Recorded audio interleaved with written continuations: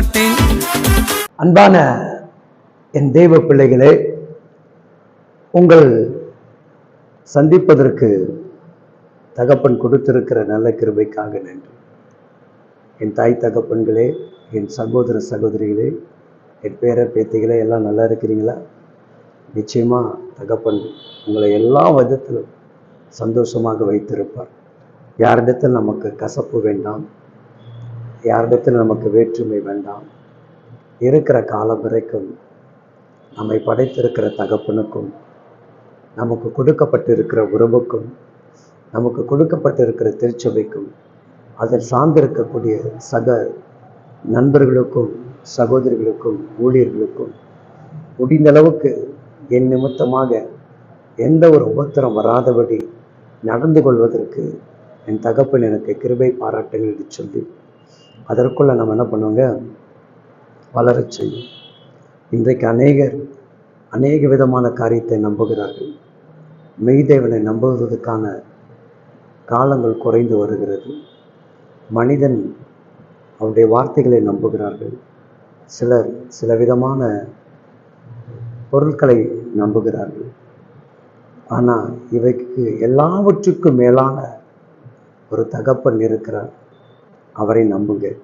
எரேமியா தீர்க்கதரிசி புஸ்தகம் 3ஆம் அதிகாரத்தில் 23வது வசனம் சொல்லுகிறது, குன்றுகளையும் திரளான மலைகளையும் நம்புகிறீர்கள், விருது என்பது மெய். அதை நீங்கள் குன்றுகளையும் மலைகளும் சில பேர் நம்புகிறாங்க. ஆனால் அதெல்லாம் என்ன கிடையாது, ஒன்றுமே கிடையாது. இஸ்ரவேலின் ரட்சிப்பு எங்கள் தேவனாகிய கர்த்தருக்குள் இருப்பது என்பதை மெய். நீ நான் ரட்சிக்கப்படுவது இயேசு கிறிஸ்து என்பதான் மெய். அவர்தான் இந்த உலகத்தில் மெய்யான தகப்பன்.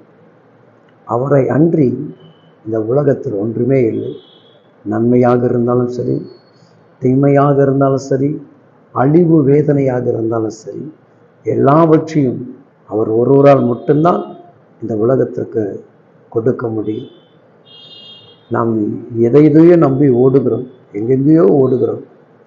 மெய்யான தகப்பன், விடுதலை கொடுக்கக்கூடிய ஒரு தந்தை நம்மோடு இருக்கிறாரே என்கின்ற அந்த உணர்வு.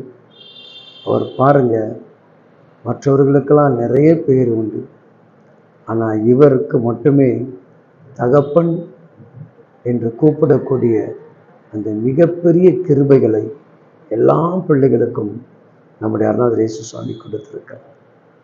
அதனால் என் அன்பு தகப்பன் உங்களுக்கும் எனக்கும் சொல்லக்கூடிய ஒரு காரியம், நான் உங்களை ரட்சித்து, நான் உங்களை விடுவித்து, நான் உங்களை மேன்மைப்படுத்துவேன். என் கரத்தின் நிழலுக்குள் உங்களை நான் அடைக்கலமாக வைத்திருக்கிறேன். என்னுடைய சத்தத்தை கேட்கக்கூடிய என் பிள்ளைகளை நான் ஒருபோதும் கைவிட மாட்டேன். உலகத்தில் இருக்கக்கூடிய எல்லா உறவுகள் உங்களை மறக்கலாம், நான் என்னைக்காவது உங்களை மறந்திருக்கிறேனா என்று நம்மை பார்த்து நம்முடைய தகப்பன் கேட்கிறார். நீ என்னை தேடாத போது கூட, என்னை துதிக்காத போது கூட, என் ஆலயத்தை வெறுக்கும் பொழுது, நான் அபிஷேகம் பண்ணப்பட்ட தெய்வ மனிதனை ஒதுக்கும் பொழுது கூட, நான் உன்னை ஒதுக்கலையே, நான் உன்னை வெறுக்கலையே, மீண்டும் உன்னை என்னுடைய ஆலயத்துக்கு கொண்டு வர நான் பிரயாசப்படுகிறேனே, மீண்டும் அந்த ஊழியரோடு நின்று ஜெபிக்கும்படியான வாய்ப்புகளை உனக்கு உருவாக்கி கொடுக்கிறேனே என்கின்ற சத்தம் நமக்கு நித்தம் கேட்டுக்கொண்டிருக்கிறது அல்லவா? என் அன்பு தெய்வ பிள்ளைகளை, உங்களை படைத்திருக்கிற, உங்களை உருவாக்கியிருக்கிற, உங்கள் தாயின் கர்ப்பத்திலே முன்குறித்திருக்கிற இந்த அன்பின் இரட்சகரை நம்புங்க, அவரை துதிங்க, அவரை சேவிங்க, அவரை மட்டுமே சார்ந்திருங்கள். அவர்தான் நம்முடைய வாழ்வின் ஜீவ ஒளியானவராக, வெளிச்சமாக இருக்கிறார். உங்களுக்காக ஒரு நிமிடம் நான் செபிக்கிறேன். மகா பரிசுத்தம் உள்ள தகப்பனே, இதோ உமது அன்பு பிள்ளைகளை அளவில்லாமல் ஆசீர்வதிங்க.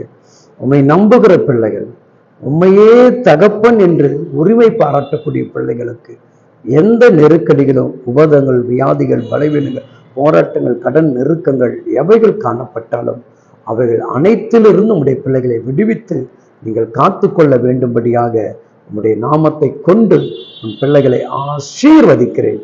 விடுவித்து காத்து கொள்ளுங்கள். இயேசு கிறிஸ்துவின் இரத்தம் ஜெயம் உண்டாகட்டும். ஆமென். ஆமென்.